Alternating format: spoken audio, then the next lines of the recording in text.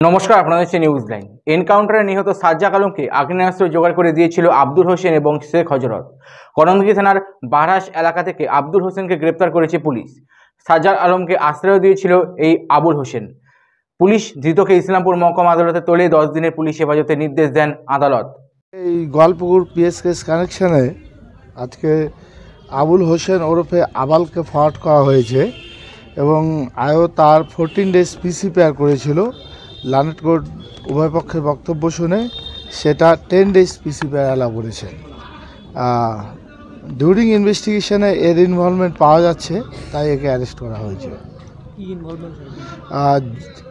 যা ইনভেস্টিগেশন এসছে তাতে দেখা যাচ্ছে যে শেখ হজরত, যিনি পিসিতে রয়েছে বর্তমানে, এবং এই একুশ, এরা দুইজন আর্মসটাকে প্রক্রিয়া করেছে এবং আর্মসটাকে সাপ্লাই করেছে এবং আর্মস অ্যামিউনিশন সাপ্লাই করেছে এবং আসামিকে পালিয়ে যাওয়াতে সাহায্য করেছে এবং আসামিকে শেল্টার পর্যন্ত দিয়েছে এরা।